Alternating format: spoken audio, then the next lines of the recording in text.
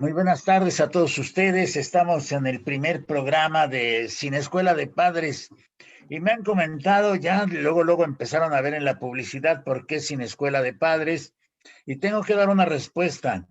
Eh, Necesitamos aprender a ser padres, pero no se aprende en una escuela, se aprende en la vida. El propio devenir de la vida le permite al ser humano aprender y desarrollar todas las habilidades sociales y de responsabilidad que va asumiendo. Precisamente una de las leyes en todo desarrollo del ser humano y en la convivencia universal tiene que ver con esa polarización y con esa correspondencia en que a veces nos encontramos y donde yo asumo la consecuencia de mis actos. Esto quiere decir que si eh, la paternidad llega a mí, la paternidad biológica, entonces tengo que asumir el campo de la paternidad socialmente y cumplir con todas mis responsabilidades, porque la responsabilidad es algo que le permite al sujeto también crecer en esa idea de el ser humano. Por eso estamos en el programa número 1. Hoy vamos a hablar de un tema muy interesante que tiene que ver con aspectos de padres de familia, donde sus problemas, necesidades y oportunidades ante los retos de la educación están presentes. Vamos a intentar eh, colocarnos en vivo, vámonos en vivo a Facebook Live. Aquí estamos entrando a Facebook Live, vamos a ver si logramos colocarla y pues va a darme una, no, me está dando una señal diferente en Facebook Live y lamentablemente no tengo aquí mi clave. Y no tengo aquí mi clave de Facebook Live. Maestra Irma, vamos a presentar al doctor Arturo Sagún Morales. Por favor, si es tan amable. Así es, maestro, pues muy buenas tardes, tengan todos, maestro Arturo Sagún. Es un verdadero placer tenerlo en este inicio de nuestra serie de Sin Escuela de Padres. Estamos iniciando, considero como uno de los grandes psicólogos por la larga trayectoria que tiene él y pues que en este momento, ¿verdad? En este día, que es nuestro primer programa de esta serie, donde ya lo mencionaba el maestro Manuel Quiles, tendremos a los grandes maestros mexicanos que abordarán diversos temas. Y justamente el día de hoy, como primer programa, tenemos al doctorante Arturo Sagún Morales, quien él nos va a hablar de un tema muy importante que se llama padres de familia, sus problemas, necesidades y oportunidades ante los retos de la educación. Bueno, pues el licenciado Arturo Sagún Morales, él es licenciado en psicología por la Universidad Autónoma de Tamaulipas. Fue becado como tesista en el proyecto Rumores y Creencias Colectivas sobre la salud y la enfermedad en habitantes con distinto perfil sanitario del Cuerpo Académico de Investigaciones Jurídicas y Sociales, subvencionado por la UAT. Es doctorante en Psicología Social y Ambiental por la Facultad de Psicología de la Universidad Nacional Autónoma de México desde el año 2017, siendo becado por el Consejo Nacional de Ciencia y Tecnología CONACYT, como parte del Programa Nacional de Posgrado de Calidad. Es también colaborador del Centro de Investigación y Desarrollo Tecnológico aplicado al comportamiento, CIDETAT, de la Facultad de Derecho y Ciencias Sociales de la UAT desde hace 8 años, trabajando en distintos proyectos de investigación, difusión y divulgación científicas, entre los que destacan la cogestión editorial de la Revista de Psicología y Ciencias del Comportamiento y del Museo de Ciencias del Comportamiento MUCOM. Ha impartido clases y cursos a nivel de licenciatura desde el 2016, impartiendo materias como métodos de investigación 1 y 2, estadística referencial, proyectos de inversión, introducción a la tríada, diseño de investigación, medición, análisis estadístico en psicología, análisis estadístico y alcances de los diseños N1, entre otras. Doctorante Arturo Sagún, nuevamente nuestro reconocimiento a usted, y efectivamente hoy nos dio la primicia de sus publicaciones que ya van a empezar, comentó usted, en una de las grandes revistas, es del país, nacional e internacional, creo yo, ¿verdad? Es internacional, así es. Nacional, efectivamente. Sea usted bienvenido. No sé, el maestro Manuel Quiles Cruz, si tenga algo más que comentar acerca de esta actividad, maestro. Sobre todo que tenemos a un gran maestro aquí con nosotros. Gracias. Y que además, pues su línea inicial es psicología. Y ya desde ahí, desde la psicología social, porque él trabaja la psicología social, él ha manejado aspectos que han conocido profesores que están cercanos a nosotros y que tienen que ver con temas como la influencia social. Es decir, esta parte que él nos presentó hace 2 febreros, precisamente en 2019, porque en 2020 el doctor Arturo Sagún Morales estuvo con nosotros en Acapulco en el 17º Seminario Interinstitucional de Pedagogía. Así es que ahí estuvo con nosotros, y desde ahí, pues, le damos la bienvenida, porque lo que podemos hacer y lo que debemos hacer es darle una grandiosa bienvenida, sobre todo porque es el primer conferenciante, y siendo el primer conferenciante, pues nos ayuda bastante y ayuda a los padres de familia, porque también le permite conocer al propio padre de familia toda una serie de ideas que son importantes. Así es que yo le doy la bienvenida, y desde aquí le mandamos nuestros mejores deseos, porque estamos en diferentes lugares y sé que el tema es muy importante, así es que vamos a escucharlo y vamos a ver a los padres de familia después qué nos preguntan. Así es que bienvenido. Muchas gracias, maestro. Gracias, maestra Irma, por la presentación. La verdad, yo siempre estoy agradecido de poder trabajar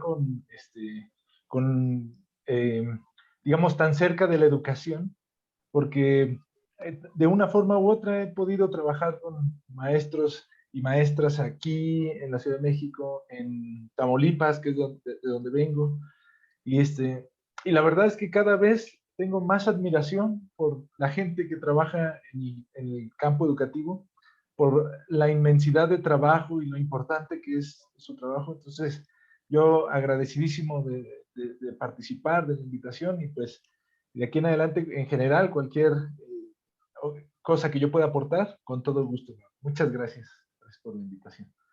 Entonces, bueno, el día de hoy quiero hablar un poco sobre cuestiones, como lo menciona el tema, sobre algunos problemas, necesidades y oportunidades que tienen los padres de familia, pero ante algo muy en concreto, que es la educación. ¿Sí? Desde hace muchos años, distintos campos de trabajo en la investigación, llámese psicología, llámese ahora neurociencias, ciencias de la educación, etcétera, se han trabajado diversos aspectos del comportamiento humano.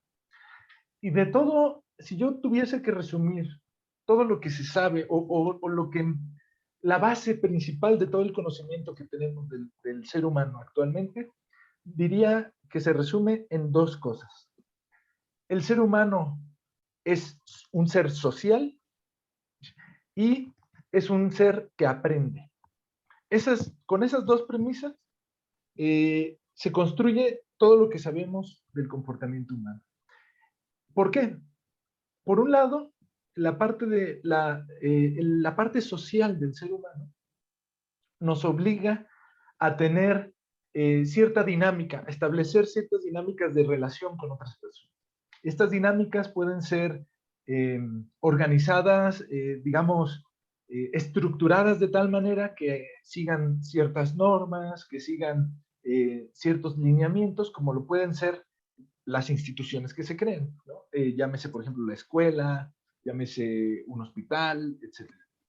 Pero también hay socialización no estructurada que tenemos. Es decir, aquella socialización que no responde a unas reglas predefinidas de un sitio o de un grupo de personas y que es la mayoría de la socialización. ¿Okay?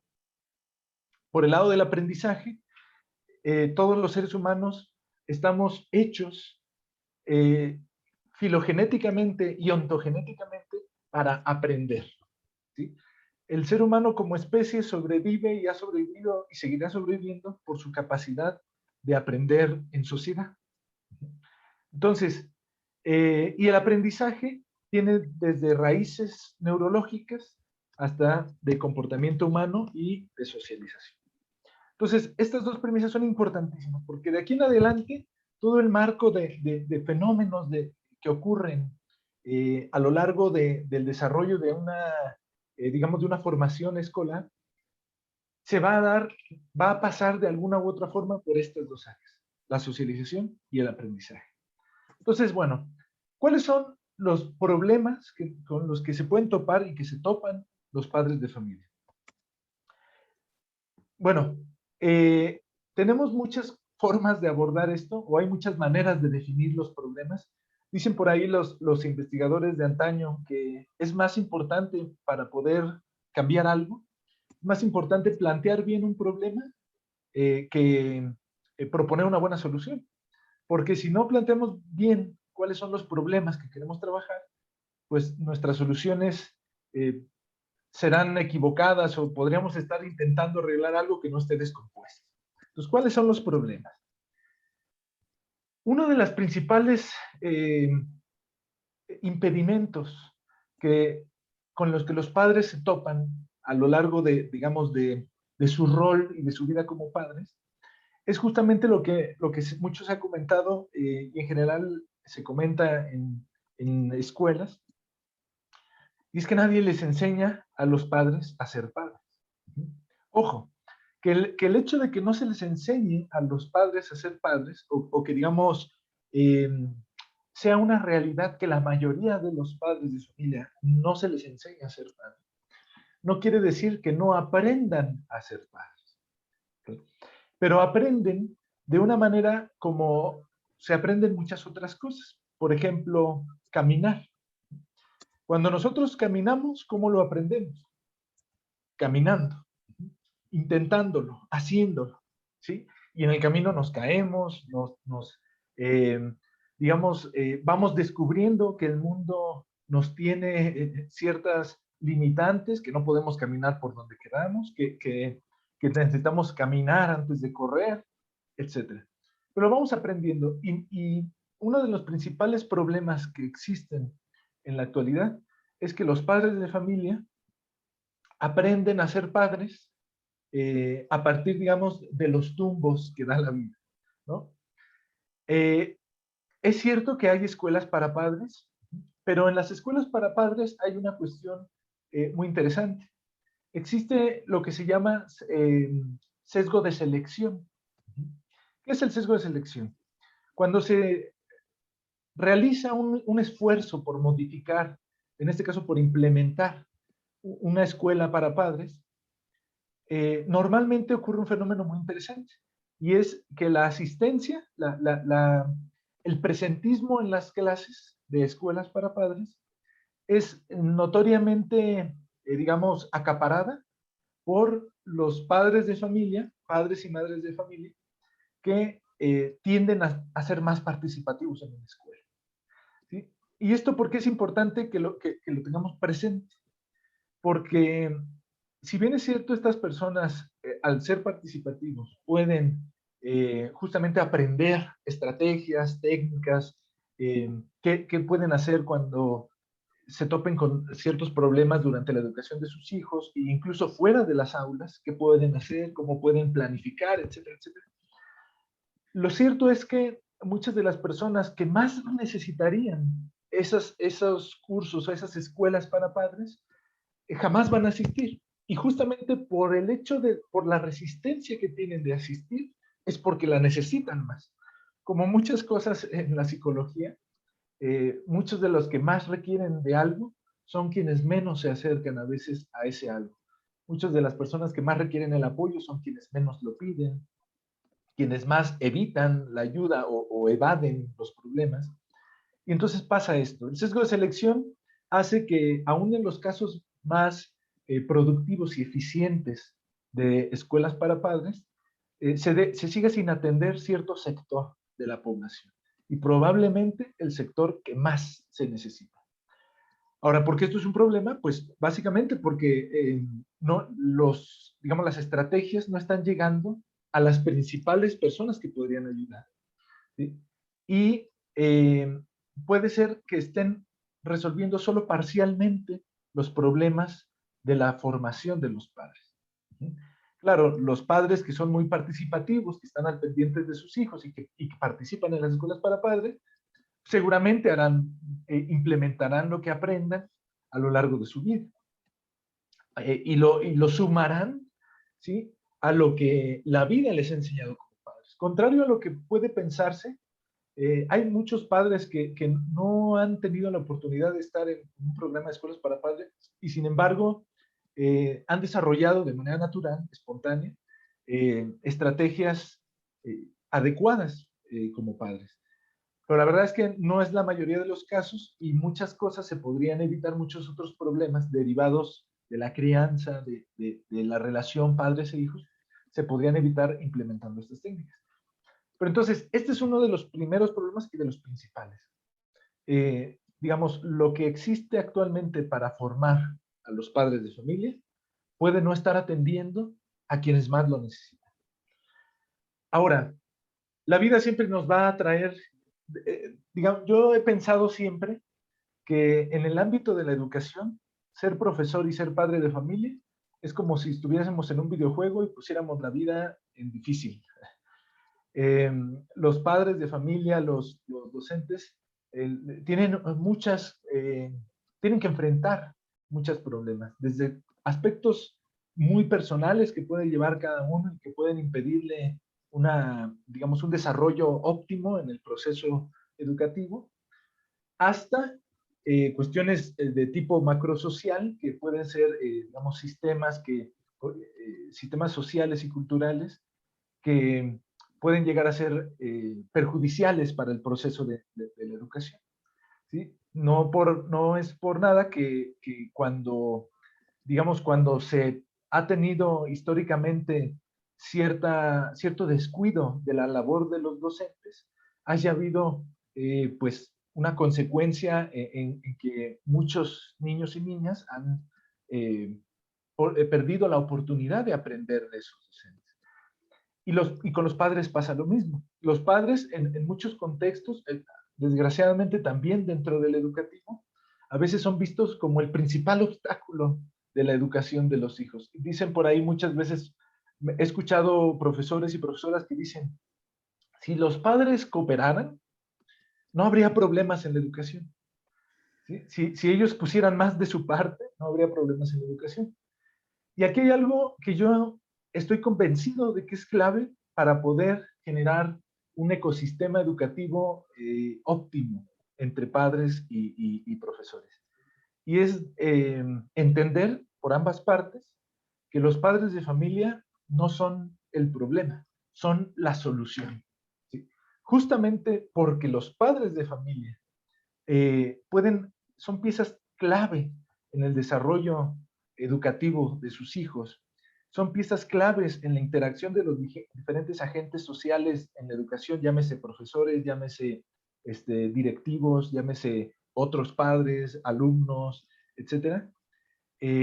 Justamente por ese rol tan importante es que debe de cambiar la figura del padre como el padre de familia, que digamos como parte del problema, y empezar a ver justamente a los padres de familia como la solución de los problemas. Ahora bien, es un decir esta cuestión de la solución. La solución no vendrá de una sola dirección, tiene que venir de múltiples ejes, pero esencialmente los padres de familia y los docentes tienen que generar un trabajo que permita esta interacción. Ahora, lo decía, ¿no? Los padres no se les enseña, y cuando se les enseña puede ser que a quienes más lo necesitan no estén ahí. Se le suma que hay cierta visión de que los padres pueden ser el problema en vez de la solución. Y a todo esto se le suman otras cosas que la vida nos da, como una pandemia de un virus que hace que todo lo que conocíamos de la vida social cambie completamente. De un giro de 180 grados, y lo que hacíamos y dejábamos de hacer ya no es como lo pensábamos. Entonces, ante esta situación, cualquier profesional, incluso los profesionales de la conducta humana, saben que el proceso de adaptación a esta nueva realidad puede ser muy atropellado, que no todos los entornos sociales lo superan o se adaptan de la misma manera, y que en el proceso de adaptación pues ocurrirán muchos aspectos negativos. Entre ellos, desgraciadamente, la pérdida de seres queridos, pero también la pérdida de una identidad como sociedad, ¿sí? De la pérdida de cierta libertad, ¿sí? Y que no viene de alguien que nos quite la libertad, sino de un pequeñísimo virus que desgraciadamente, pues aunque sea pequeño, tiene un impacto brutal en la sociedad. Entonces, a todo lo que ya viven los padres de familia, el no aprender, digamos, de manera óptima a ser padres, el poder estar un poco, digamos, estigmatizados por la sociedad como ser aquellos que son la fuente de muchos problemas en la educación.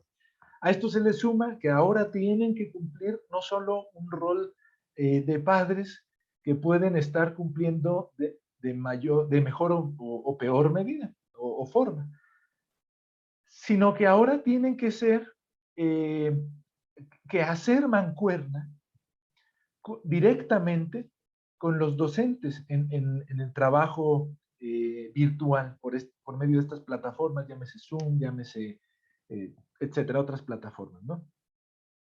Google Meet, etcétera. Entonces, ¿qué pasa? Pues que, les decía, si aún los profesionales del comportamiento les cuesta trabajo adaptarse, cuanto más a quienes no saben qué esperar, no saben cómo afrontar esta situación. Entonces, son tres grandes problemas que están presentes. El último de ellos emergente, que esperemos que pronto termine esta cuestión de la pandemia, pero que debemos de estar dispuestos a aceptar que la realidad antes de la pandemia puede ya no regresar, ¿sí? Y no porque estemos en pandemia todo el tiempo, sino porque no vamos a regresar a la misma realidad, ¿sí? Vamos a regresar a una realidad donde nosotros dejamos de interactuar como estábamos acostumbrados y empezamos a interactuar con menor cercanía social. El ser humano necesita la cercanía social, necesita el contacto con la gente, y vamos a regresar a una realidad donde habremos añorado mucho tiempo ese contacto, ¿sí? Y que no será igual. No se sabe exactamente cómo será, pero es muy probable que no sea igual. Entonces, estos problemas generan necesidades en los padres. ¿Qué necesita un padre de familia? Bueno, para ejemplificar las distintas necesidades que pueden llegar a tener, quiero ejemplificar una historia que para muchos puede ser ajena, pero para muchos y para la mayoría puede ser el reflejo de algo vivido por ellos o el reflejo de algo de alguien que conocen que ha vivido así. Imaginemos un niño y una niña. No se conocen, son dos personas que individualmente tienen sus vidas, ¿sí? Viven en familias mexicanas, ¿sí?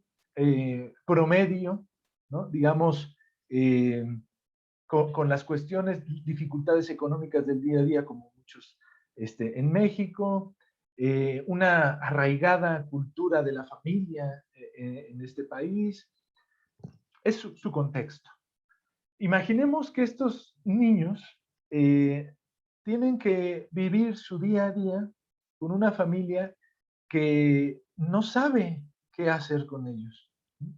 Saben algunas cosas, eso sí, saben, por ejemplo, que pueden ser que los aman, sabe que hay alguien probablemente que los cuide, pero también sabe que si siguen cierto esquema de crianza, muy probablemente saben que si hacen algo mal, les va a tocar una nalgada o un manazo. Saben también que tienen que ir a la escuela, ¿sí? Que tienen que ir a la primaria, que tienen que estar en las clases, muchas veces no les gusta, pero que en la escuela pueden convivir con sus amigos y amigas. Lo saben, lo van viviendo día a día como muchos. Muy probablemente sus padres, llamémoslos Juan y María, los padres de Juan y María muy probablemente saben que tienen que cumplir ciertas expectativas. Los niños tienen que comer, los niños tienen que llegar, tienen que tener un techo a donde llegar, ¿sí? Tienen que ir a la escuela, tienen que tener las cosas necesarias para ir a la escuela. Y a veces a trompicones, pero lo logran, ¿sí? Y que se necesita que se compre un cuaderno, que se necesita que se compre un libro, y los padres, en la medida de sus posibilidades, lo harán. Y claro, nadie les enseñó a ser padres. Ellos han aprendido, los padres de Juan y María aprendieron como ellos fueron criados. Claro, no son un reflejo idéntico de cómo los criaron. A lo mejor sus padres les pegaban. Y los padres de Juan y María les pegaban a los padres de Juan. Y a lo mejor ellos dijeron, nosotros no queremos hacer eso. Nosotros queremos que Juan y María, que ellos no crezcan con golpes. Y a lo mejor son más permisivos, ¿sí?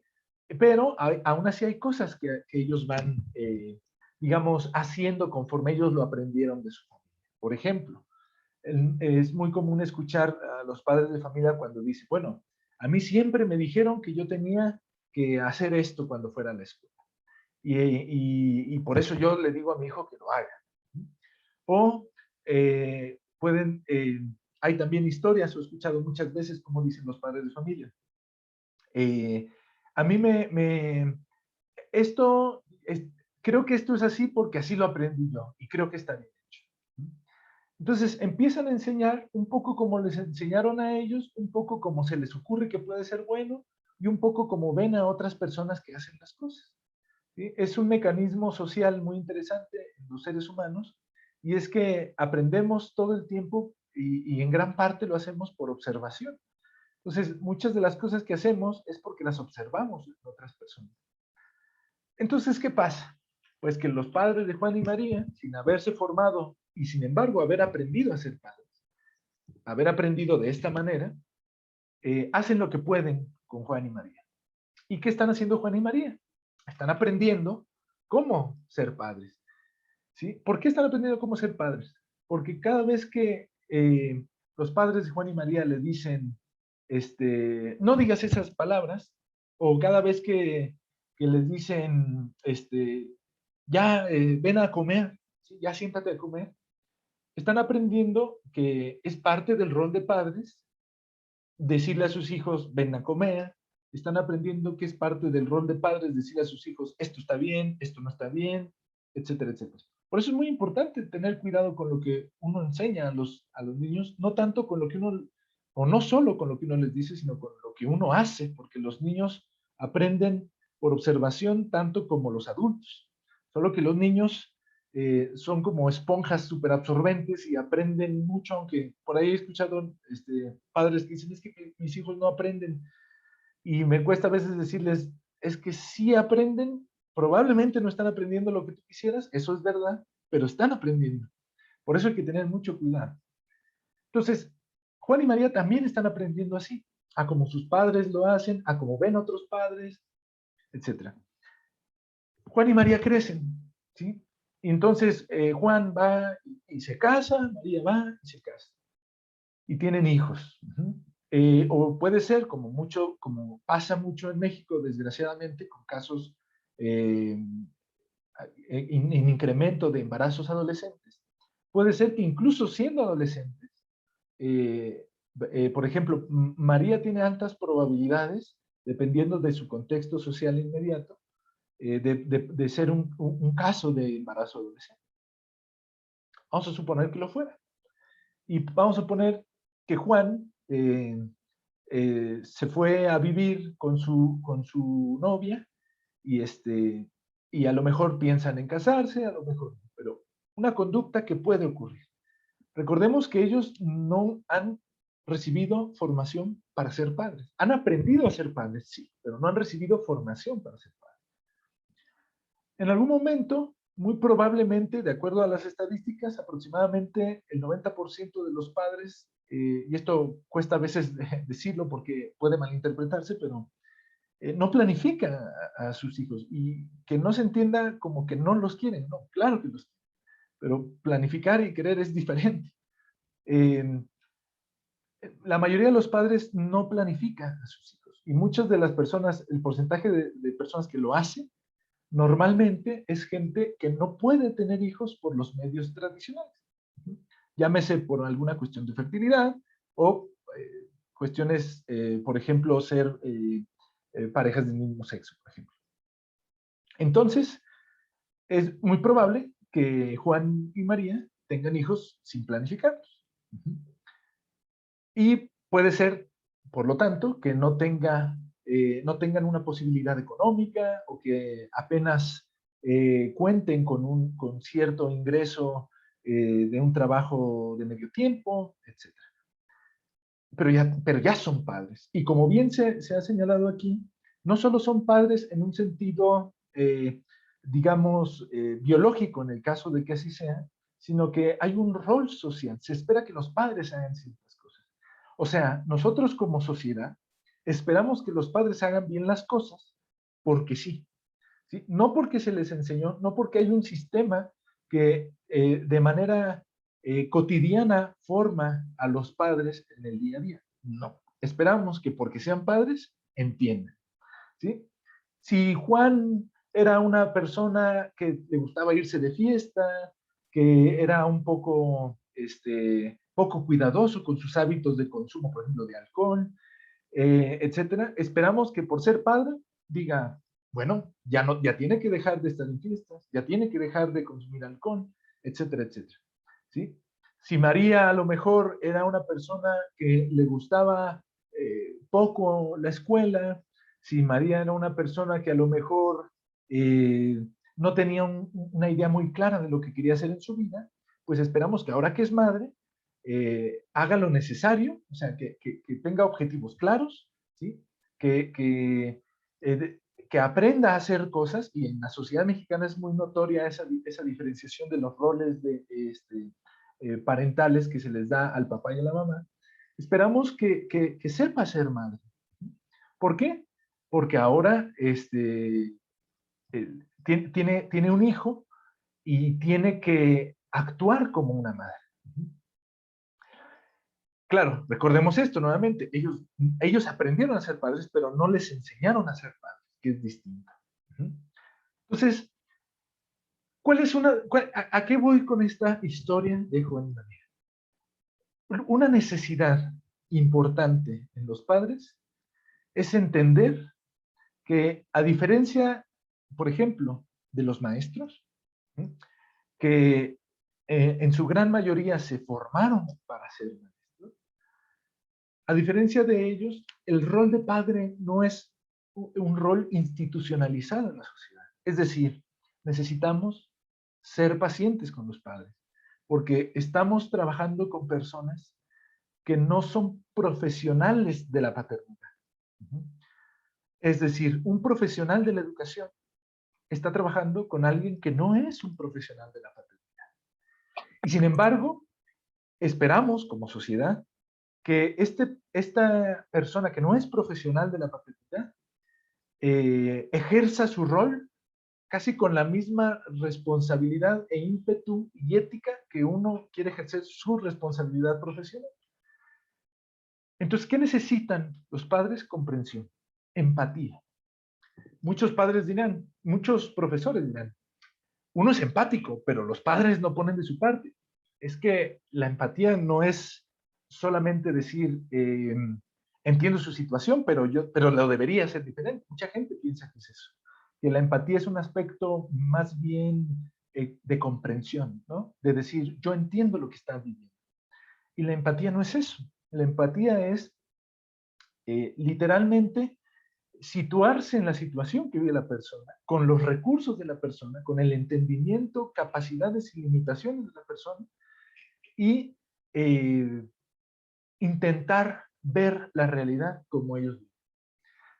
Si fuéramos más empáticos como sociedad en general, habría menos conflictos, porque entenderíamos que esa persona, ese padre o madre de familia que no es profesional en la paternidad, tiene una razón por las cuales hace las cosas. Razones, una o muchas razones que tal vez él o ella ni siquiera son conscientes que están ahí. ¿Sí? Tienen hábitos, tienen creencias que no les vamos a cambiar, porque nosotros esperemos que ellos hagan su rol como padres. ¿Por qué no los vamos a cambiar? Porque se ha demostrado hasta el cansancio en las investigaciones psicológicas y neuropsicológicas que las evidencias, cuando vienen de un agente externo, no cambian las creencias. ¿Por qué? Porque no es un asunto de decir estoy en lo correcto o no estoy en lo correcto, o los padres deben de entender, porque ya son padres, ¿no? Y los padres deben de entender. No, no es así. Es literalmente intentar cambiar su identidad. ¿Sí? El padre que cree que criar a golpes a sus hijos les va a formar el carácter, les va a, a, a formar, a enseñar límites en la vida, ese padre no tiene una creencia que sea correcta e incorrecta para ese padre. Ese padre tiene una creencia que es parte de su identidad. E intentar cambiar esa creencia es atacar su identidad. ¿Sí? Entonces, esa es una segunda necesidad que tienen los padres. Necesitan que la sociedad entienda el rol, la identidad del padre. Y que entienda que el padre, en muchos casos, es como si fuera, y con esto no quiero hacerlo para nada de una manera peyorativa, ahorita explico por qué lo digo así, pero es como si fuese un niño también, que necesita aprender, que necesita comprensión, que necesita acompañamiento, que necesita apoyo, que necesita paciencia. ¿Sí? Y no porque sean un infante, no, son adultos, y no porque no se sepa hacer ciertas cosas, se exime de responsabilidades. Eso es verdad. Pero lo cierto es que es necesario, es una necesidad de los padres de familia que se entienda su identidad como padres de familia. ¿Sí? Entonces, tenemos ya dos necesidades. Necesitamos entender su identidad, necesitamos ser empáticos con los padres de familia. Finalmente, señalaría una tercera necesidad que tienen los padres de familia. Y es una necesidad que tenemos todos como seres humanos, y es la necesidad de apoyo social. Los padres de familia, como todo ser humano, lo decía al principio, somos seres sociales que aprendemos. Los padres de familia pueden aprender a hacer las cosas bien. Pueden ser la mano derecha de la educación, del educador o la educadora.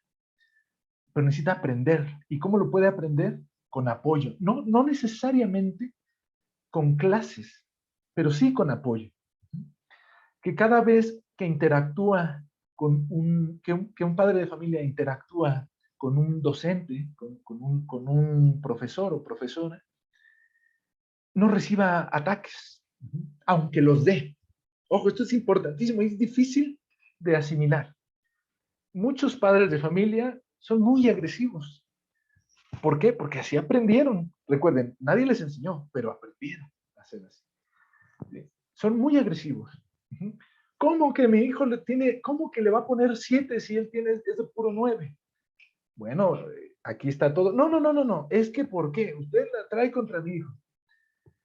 Lo peor que uno puede hacer es responder de la misma manera a un padre.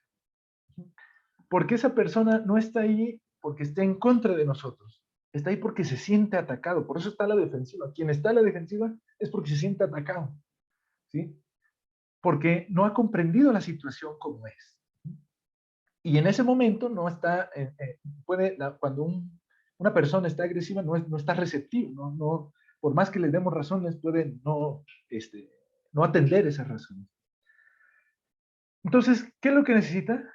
Lo había dicho, necesita empatía, necesita que entendamos su rol como una persona que viene porque piensa que han atacado o están cometiendo injusticias con su hijo. Si entendemos esto, podemos ser más ecuánimes y decir, ok, si quiero podemos hablar. Oh, no, es que usted es así, tal. ¿Sí? Siempre, nunca responder de la misma manera, ¿sí? Y brindar apoyo. Ok, a lo mejor nos equivocamos. Vamos a revisarlo si usted quiere, ¿sí? Y si hay algo que se pueda hacer para el beneficio suyo, de su hijo, de los demás alumnos, lo hacemos. Mostrar lo que al final de cuentas es cierto, y que es que no hay interés en perjudicar a nadie en la educación. Habría que ser muy perversos para pretender perjudicar a un niño, a una niña, a una persona en el proceso educativo. No es la intención. Y los profesores lo saben muy bien. ¿Sí? Y los maestros y los padres de familia no siempre lo entienden a la primera.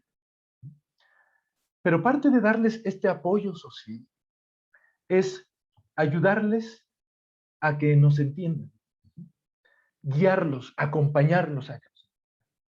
No pelear con ellos, no decir, pues mire, aquí está en el cuaderno y no me entregó nada y hágale como quiera. Pues muy probablemente ese padre de familia, más que percibir apoyo, percibirá un enemigo y se volverá un problema de ellos contra nosotros. O sea, de los padres de familia contra los maestros. Y se pierde lo que se llama identidad comunitaria. En psicología social, la identidad comunitaria es importantísima porque cuando un grupo de personas forma parte de una misma comunidad, se siente de esa comunidad, hace cosas por el bien de esa comunidad. Y es muy común escuchar en escuelas, en pasillos, incluso en la calle, a la salida de los niños y las niñas, escuchar como pláticas donde los padres dicen, es que los maestros, ellos no entienden esto. Y es común también escuchar a los padres, a los maestros decir, es que si todos fueran como fulanito, pero no, son como ella, la señora vino bien agresiva, o el señor me dijo esto, y es un tal por cual. Y entonces son dos posturas, en vez de ser una sola identidad. Y al final se busca un solo objetivo, que es, digamos, el máximo provecho del proceso educativo.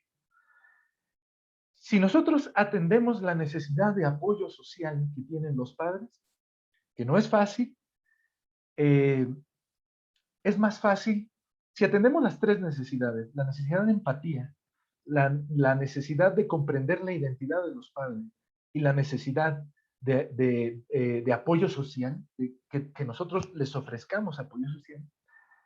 Lo que estaremos haciendo en realidad es enseñándoles a ser empáticos con nosotros, porque les estamos enseñando empatía, les estamos ejemplificando empatía. les estaríamos enseñando que ellos también pueden respetar y comprender nuestra identidad como docentes. Y por lo tanto comprender un poco más por qué a veces un problema para nosotros es muy importante, aunque ellos puedan no darle esa importancia. Porque ahora lo verían intentando verlo desde nuestra identidad. ¿Sí? Y finalmente, les estaríamos enseñando les estaremos ejemplificando cómo ofrecer y brindar apoyo social a una persona. Y entonces, los tres problemas que señalamos anteriormente, si nosotros somos empáticos, si comprendemos la identidad de la persona y si ofrecemos y ejemplificamos cómo se ofrece el apoyo social, estos tres problemas se van mitigando. Entonces, el impacto de haber aprendido a ser padre con los tumbos de la vida es cada vez menos porque hay alguien que me va acompañando a cómo hacerlo bien. ¿Sí? Si atendemos estas tres necesidades, vamos no importa si es una pandemia, no importa si es a distancia, no importa si es presencial, podremos saber, el padre sabrá que eso que puede ser muy tedioso de clases virtuales y que ya estoy harto de la computadora, es de mucho provecho y es importante que así como el profesor o profesora hace mucho porque todo salga adelante, yo como padre también puedo hacer mucho. Y él me puede ayudar. No solamente va a ayudar a mis hijos, me puede ayudar a mí. A ver, maestra, ¿sabe qué? Ayúdeme. ¿Qué puedo hacer para que fulanito o fulanita hagan más, participen más, hagan la tarea? Es que luego los veo en la computadora y están distraídos y digo, no, pues ya no quiere, entonces, ¿qué hago? O sea, ayúdeme a, hacer, a saber qué hacer. Siempre que un padre de familia se acerca con un docente a preguntarle, a manifestarle, aunque no sea pregunta, a manifestarle la necesidad de decir, ¿qué hago? Es una oportunidad excelente de aplicar la empatía, de aplicar la comprensión de la identidad del padre de familia y de brindarle apoyo social. Porque es la manifestación explícita de que quieren colaborar, de que quieren hacer las cosas, de que no saben cómo hacerlo, pero que están dispuestos a aprender. No significa que sea fácil, y esto sí lo dejo muy claro. A pesar de que se haga todo esto, el camino será sinuoso, ¿sí? Es difícil, y sobre todo, digamos, en casos muy extremos, que los padres estén dispuestos a ceder, a aprender, a colaborar. Pero si nosotros atendemos estas tres necesidades, se genera lo que son justamente las oportunidades. ¿Cuáles serían las tres principales oportunidades que surgirían aquí? La primera gran oportunidad es la posibilidad de cambiar digamos, la conducta paterna. Es decir, cada vez que yo cedo, que cada vez que yo aprendo del docente, que no está aquí para atacarme, que no está aquí para frustrarme, sino para apoyarme a mí y a mis hijos. Cada vez que aprendo de él, tengo una oportunidad de mejorar como padre. Y entonces, ya sé que así como la maestra le dedica 2 o 3 horas a mis hijos y veo que mis hijos la quieren mucho a la maestra, yo lo puedo hacer, yo le puedo dedicar ese tiempo también. ¿Sí? Entonces, ¿por qué? Porque puedo cambiar mi rol como padre. Ya no ser el padre o madre que no sabe qué hacer, sino el padre o madre que tal vez no sepa, pero lo intenta, que está ahí, acercándose a la gente que lo puede guiar, que la puede guiar. Y esto, esa posibilidad de estar abierto a un cambio en la conducta paterna, trae lo que considero que sea tal vez la principal oportunidad, y es la posibilidad de disfrutar más y mejor de los hijos, ¿sí?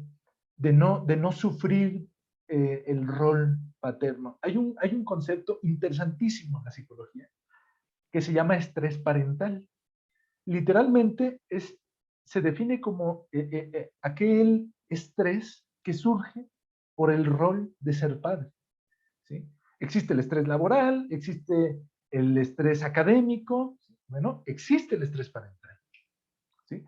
Y el estrés parental tiene la peculiaridad de que afecta enormemente la relación entre padres e hijos, ¿sí? Un padre estresado, una madre estresada, lo último que quiere es lidiar con el berrinche de uno de sus hijos. Lo último que quiere es lidiar con un problema de la escuela.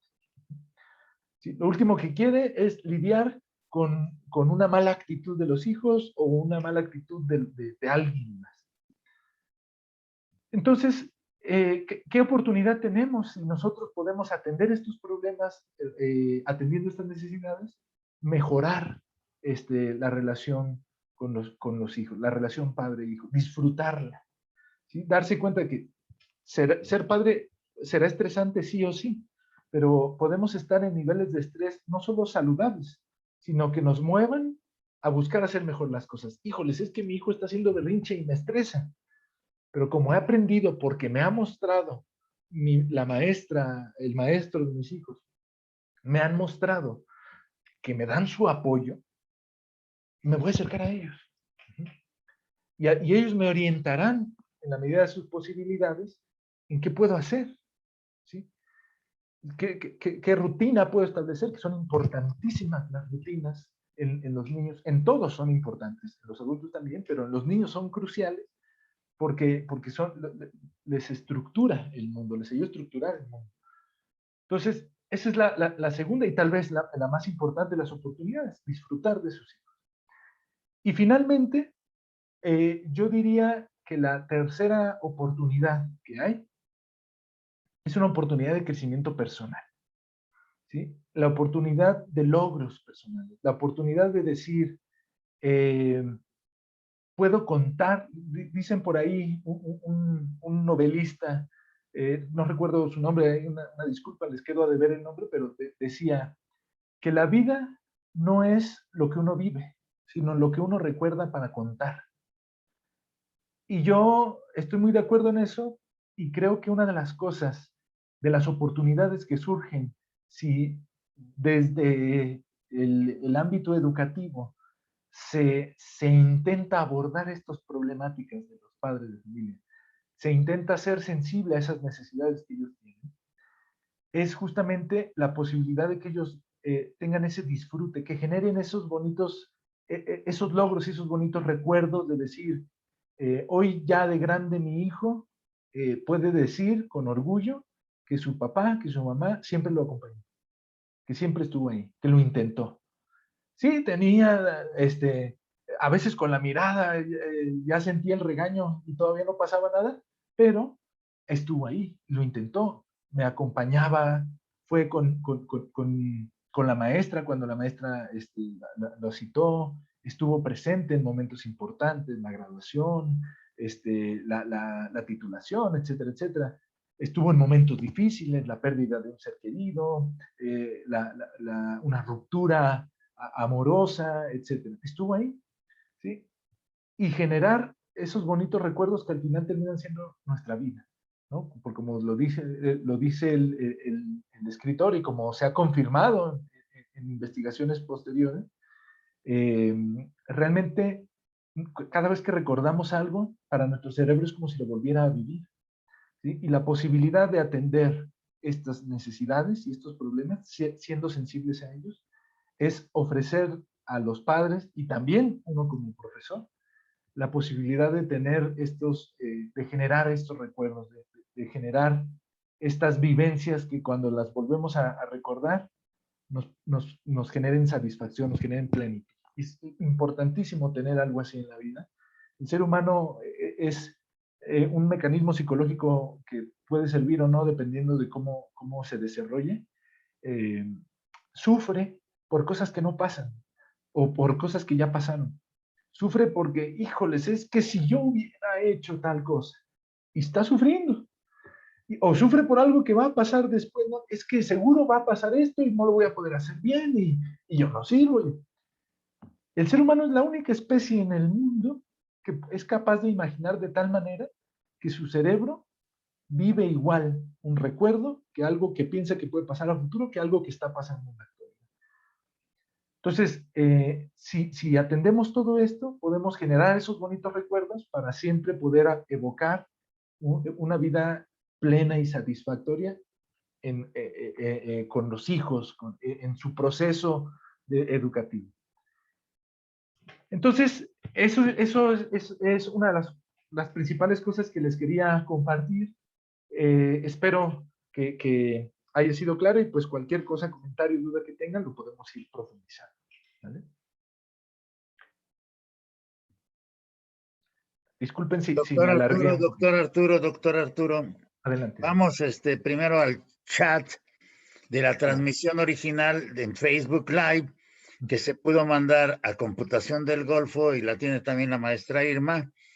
Vamos a ver qué nos están diciendo y después venimos aquí a la sala, porque seguramente aquí en la sala nos van a preguntar algo. Bueno, a usted, a nosotros, nosotros transmitimos. Adelante. Bueno, pues dice aquí que muy interesante el tema, dice Sara Estela Rivera. Le agradecemos que escuche al doctorante Arturo Sagún. Dice Sara Estela Rivera, dice, son reglas y normas que se transmiten de generación a generación dentro de una sociedad. Los que hagan lo negativo son los, bueno, aquí dice anómicos, sí, dice, considero que el amor da otros buenos hijos. Si los quieren de manera positiva, serán buenos hijos. Y es interesante cómo lo maneja el doctorante, me dice, dirigiéndose a mí, dice la maestra Salestela Rivera, que es muy interesante cómo lo está manejando el doctorante Arturo Sagún. Y dice que exacto, confirmando algo de lo que dice el psicólogo Arturo, dice, el padre necesita apoyo, debe el docente, dice, debe aprender a tratar al padre. El maestro, traduzco, el maestro tiene que aprender a tratar al padre de familia. Jackie Zapata dice, excelente, excelente el trabajo del doctorante. Así es que esos son comentarios que tenemos en la transmisión original.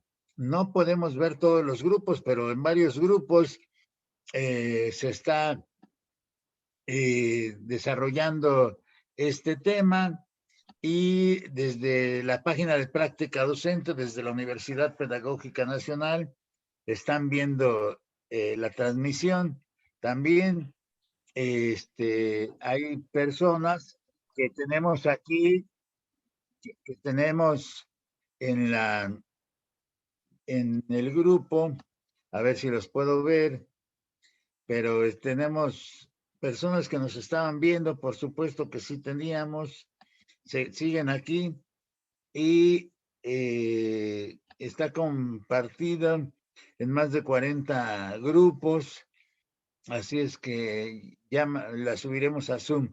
Vamos a la sala, aquí a sala de Zoom, si alguno de los que están aquí presentes, de los maestros o padres de familia, tenemos padres de familia aquí en la sala, perdón para todos los que están aquí en la sala, tenemos padres de familia aquí en la sala.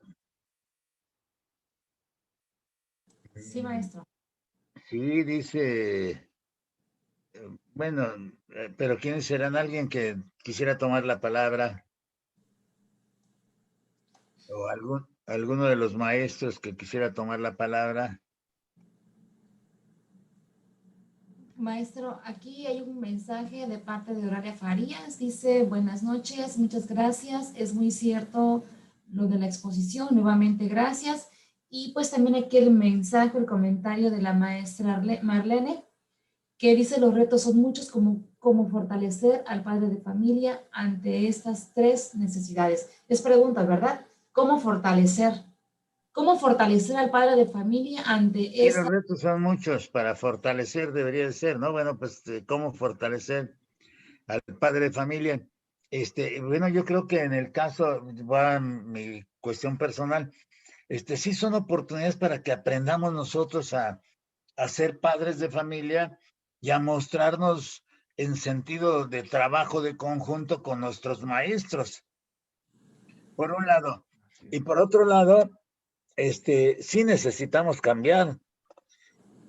Yo lo veo en mi vida de padre de familia y, y sí necesitamos cambiar también, aprender, cambiar, crear, aprender a crear también acciones para nuestros hijos, platicar con nuestros hijos y platicar con los maestros. No es fácil ser padre de familia,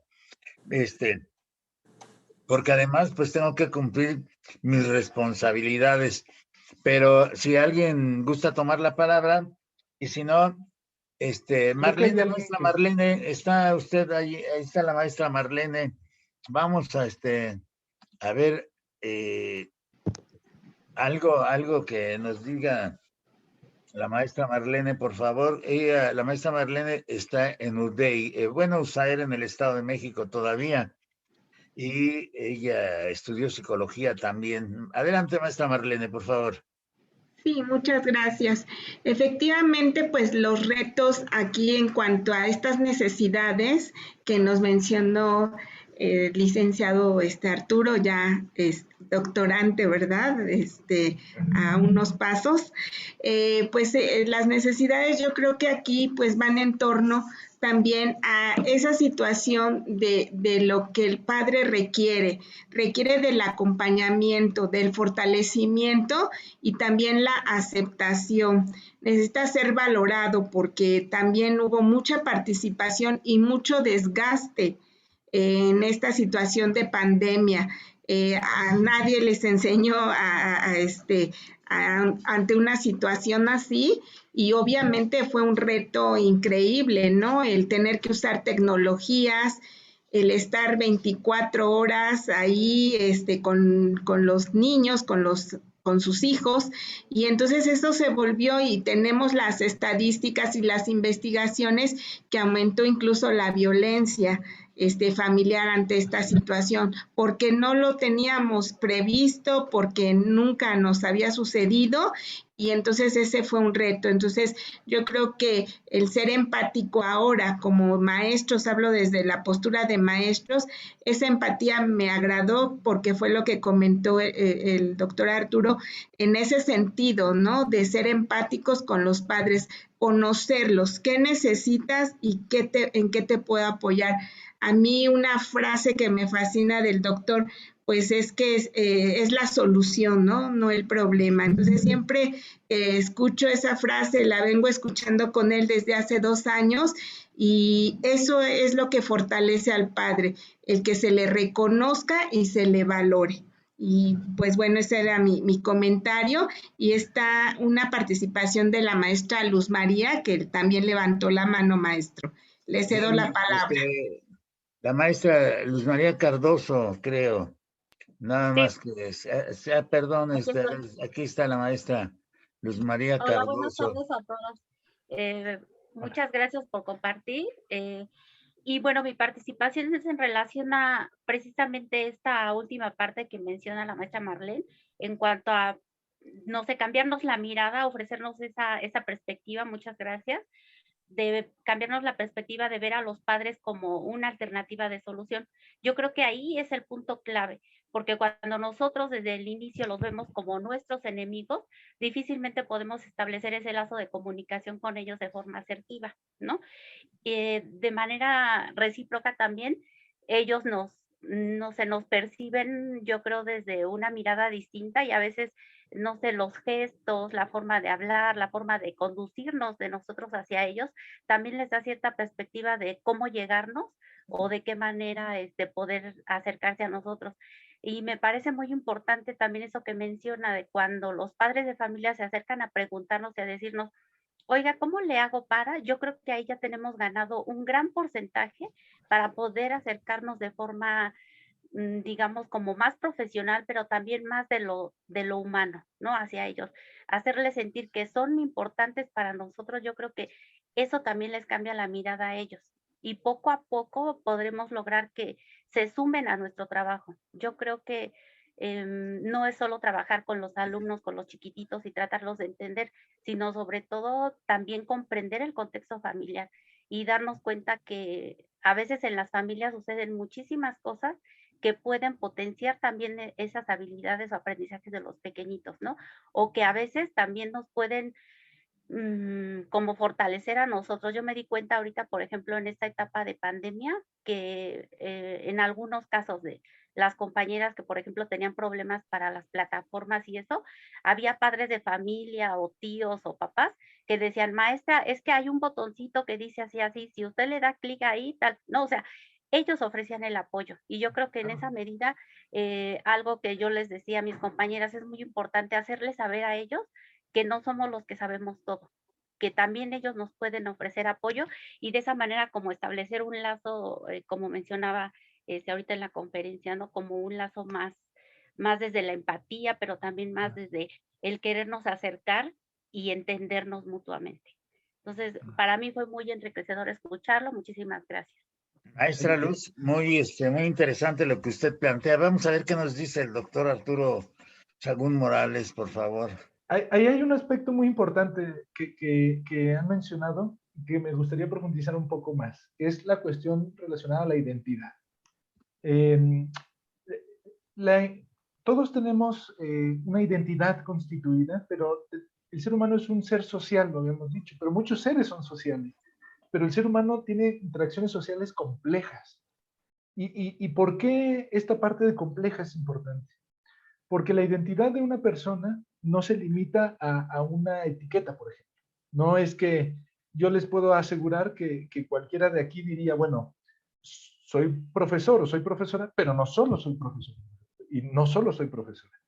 Mi identidad es más compleja que eso. Soy una persona, soy un hermano, soy un hijo, una hija, también soy padre de familia, también tengo que, me encuentro a veces en el rol de padre de familia, pero también soy alguien que tiene miedo de hacer ciertas cosas, soy alguien que tiene ciertos conocimientos. Entonces, la identidad humana es una identidad compleja. El hecho de mostrar empatía hacia las demás personas y de buscar generar una identidad en común, tiene una razón de ser en la psicología social, y es que se ha demostrado que cuando consideramos que alguien ataca nuestra identidad o es opuesto a nuestra identidad, aunque no nos ataque, tendemos a valorarlo negativamente. Va para muestra un botón, ¿no?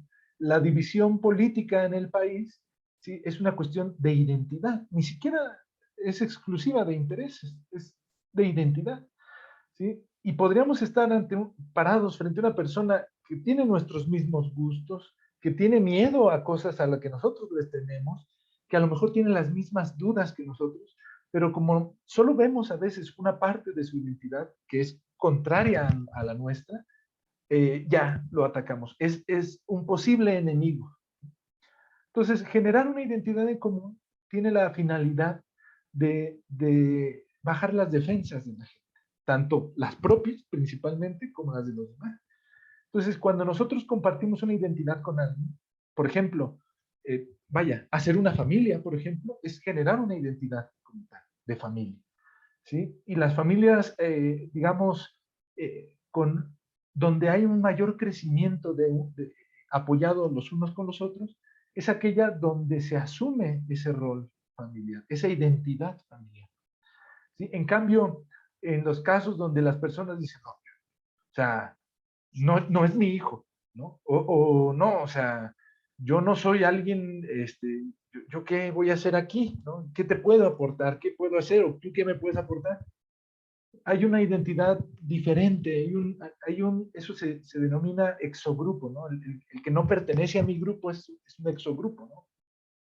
Y cuando un grupo que tendría que ser una unidad, en realidad está compuesta por distintos grupos que se consideran mutuamente excluyentes, reina el conflicto. Entonces, es muy importante buscar por distintos medios generar identidades en común con las personas. Y sobre todo porque parte de la identidad es demostrablemente igual. O sea, les digo, muchos profesores, profesoras tienen hijos, hijas, han lidiado con los profesores y profesoras de sus hijos, y a veces esto pasa mucho cuando a los profesores les toca recibir clase, ¿sí? Se meten en el rol del alumno y ahí están con el celular, están metidos y todo.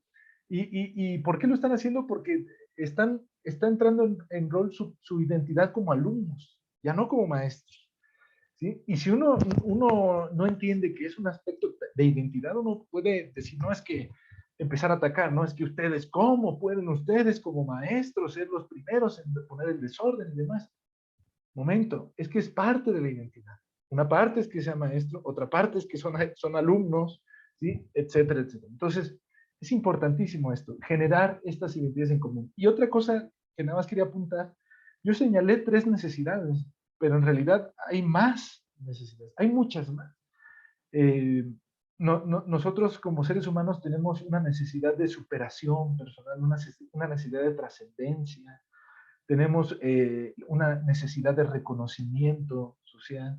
Y son necesidades, no es un eufemismo, son necesidades tal cual lo es el agua, tal cual lo es la comida, ¿sí? La salud hoy en día se define como el equilibrio entre la salud física, psicológica y social. Esa es la definición de salud, ¿sí? Un equilibrio entre lo físico, lo psicológico y lo social, ¿sí? Entonces, es tan necesario una palabra de aliento en un momento difícil como un trago de agua cuando se tiene sed, ¿sí? Cuando tenemos hambre, es nuestro cuerpo diciéndonos, necesitas ponerte a comer porque es necesario para tu bienestar, ¿sí? Lo mismo cuando tenemos miedo. Cuando tenemos miedo, es nuestro cuerpo diciéndonos, necesitas acercarte a alguien por tu seguridad. El miedo es una señal de alarma. No tenemos miedo de a gratis a las cosas. Y en general es entender que tenemos muchas otras necesidades. Quise señalar 3 que consideré cruciales, no necesariamente las más importantes, pero tampoco las menos importantes. Creo que al final, mientras tengamos en cuenta que somos seres complejos, podremos intentar abordar una u otra necesidad. Muy bien, maestro Arturo. Dicen, doctor Arturo, dice Oralia Farías Soriano, dicen, considero que es muy importante tener comunicación entre los maestros y los hijos. Así dice. Sí, la necesidad de ser personas con valores, empatía entre todos los seres humanos. Y Ana Hernández está comentando también que muchas gracias, excelente plática. De verdad que me da mucha satisfacción porque entre todos tenemos que apoyarnos y generar empatía. El apoyo social es lo que debemos de identificar. Me encantó. Aprendieron a ser padres, dice sobre esa frase, pero no les enseñaron a ser padres de familia. Pues así aprendimos todos. No se nos enseñó. Aprendimos y a veces nos dimos tumbos y a veces dimos bandazos, pero finalmente empecé a darme cuenta, yo hablo a título personal, que con el tiempo yo me iba convirtiendo en el ejemplo de mis hijos. Que esto fue lo que me salvó, creo yo, para sacar palomita como padre, porque también como padre tengo que evaluarme. Y yo creo que sí, entre todos, como dijeron aquí en el chat, tenemos que apoyarnos y generar empatía así entre todos, y el apoyo social es lo que debemos de identificar. Pues, si no hay otro comentario, doctor Arturo. Pues, no, bueno, solo comentar, muchas veces pareciera que muchas cosas quedan como en palabras, como incluso lo llaman algunos espacios comunes, y a veces he visto como cuando se habla de empatía o de amor, por ejemplo, no se aterrizan muchas cosas. Y yo diría esto. Los mejores actos de empatía y los mejores actos de amor no son las palabras bonitas, ni siquiera muchas veces directamente el contacto. Lo he dicho en otras ocasiones que he tenido oportunidad, pero cada vez que me siento no a hacer la tarea de mi hijo, sino a ayudarle que la haga, como sea, tal vez le salga mal, pero cada vez que yo me siento con él o ella a hacerlo, eso es un acto de amor. Puedo no decirle palabras bonitas, puedo no decirle eh, eh, tener contacto, un abrazo y demás, pero es un acto de amor. Cada vez que yo planteo un límite, aunque como respuesta tenga un berrinche o una cuestión no del todo deseable, pero el límite está bien planteado, es un acto de amor.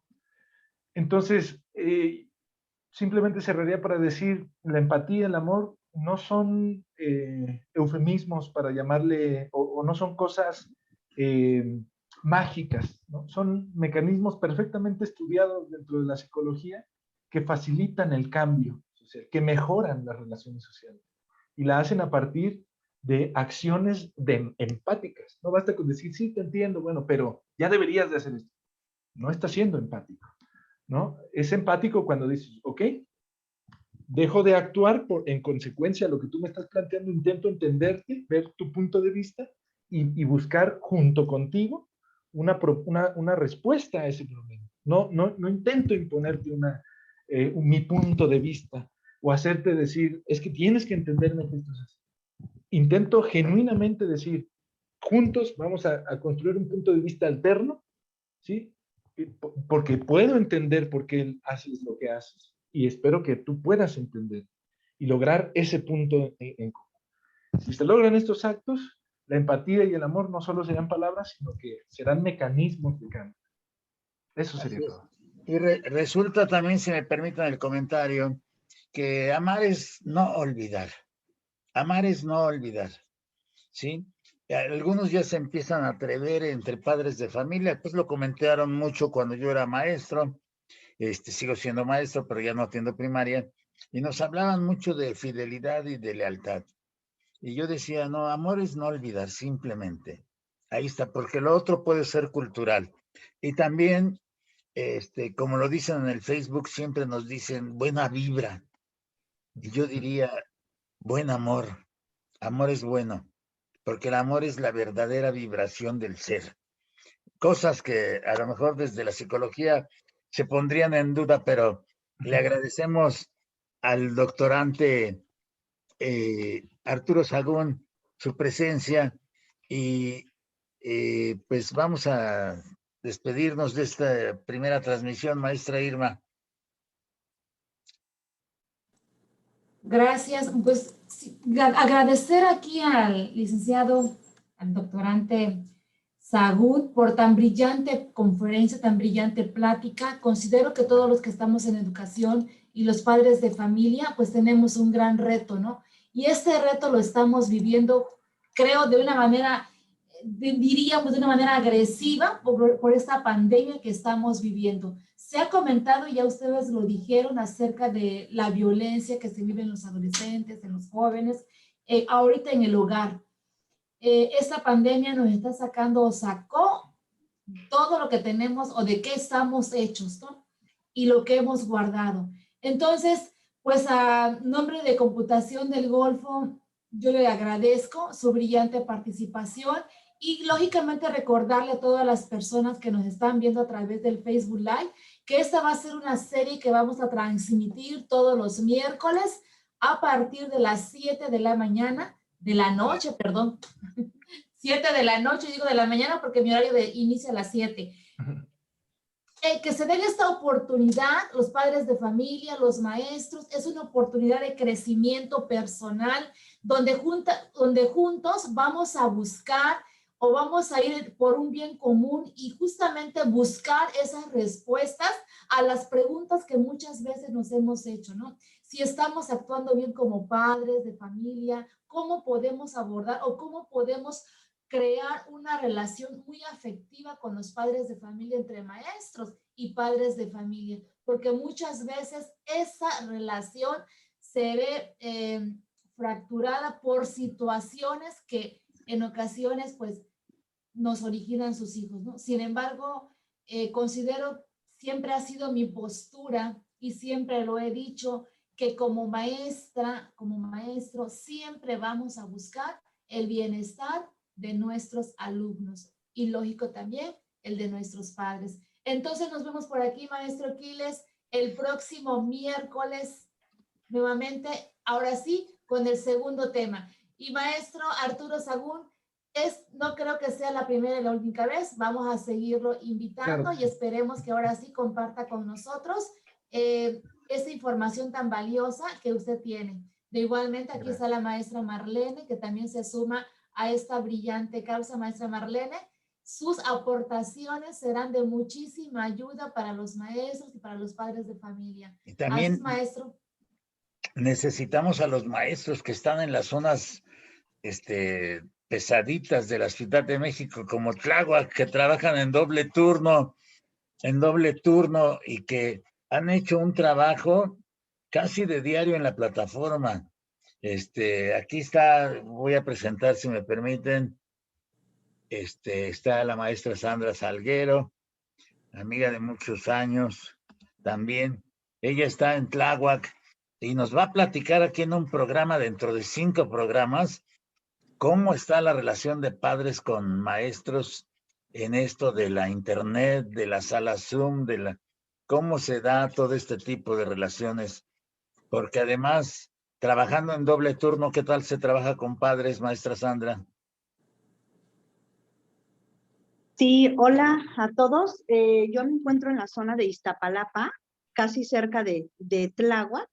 Y sí, efectivamente, aunque estoy en la misma zona, pero son diferentes formas de trabajo con ambos turnos. Por ejemplo, en el turno del matutino, pues sí tengo un gran apoyo por parte de los papás.